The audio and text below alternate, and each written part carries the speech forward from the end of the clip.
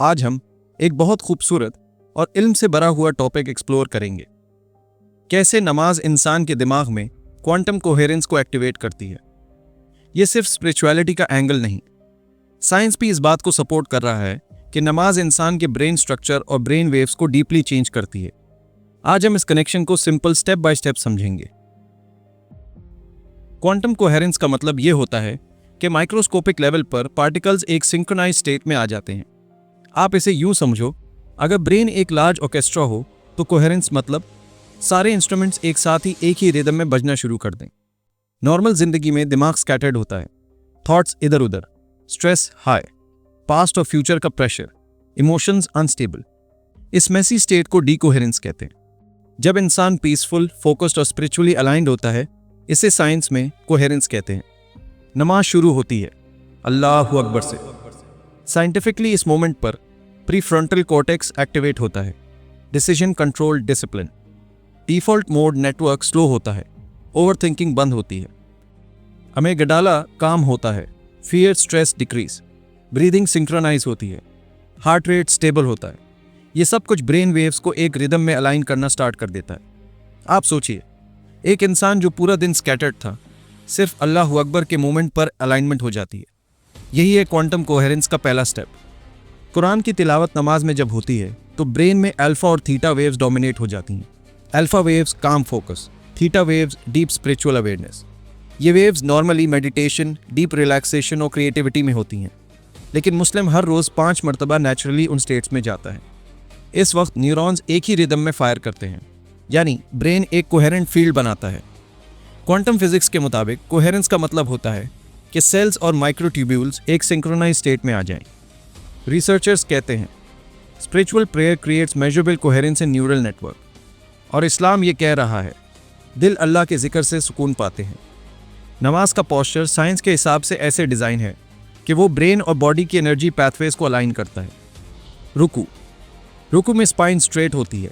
इस पोजीशन में cerebral blood flow improve होता है, फ्रंटल लोब रिलैक्स होता है, पोस्चर एनर्जी को अलाइन करता है। ये अलाइनमेंट कोहेरेंस को स्टेबलाइज करती है। सुजूद नमाज का सबसे ज़्यादा पावरफुल मोमेंट होता है। साइंस के मुताबिक हेड लोएस्ट पॉइंट पर होता है। ग्रेविटी ज़्यादा ब्लड ब्रेन में पुश करती है। फ्रंटल लोब ऑक्सीजनेट होता है, न्यूरल नेटवर्क्स रिचार्ज होते हैं। ये मोमेंट्स ब्रेन को एक सिंक्रोनाइज स्टेट देती है। आप नोट करिए, सुजूद में इंसान सबसे ज़्यादा हम्बल होता है, और क्वांटम कोहेरेंस के लिए ह्यूमिलिटी एसेंशियल होती है। क्यों? क्योंकि ईगो स्कैटरिंग करता है, तवाज़ो कोहेरेंस बनाता है। इस्लाम इसे स्पिरिचुअली कहता है इंसान अल्लाह के सबसे नज़दीक सुजूद में होता है। साइंस इसे न्यूरोलॉजिकल कोहेरेंस कहता है। कोहेरेंस एक बार का प्रोसेस नहीं, वो रिपीटिशन से बनती है।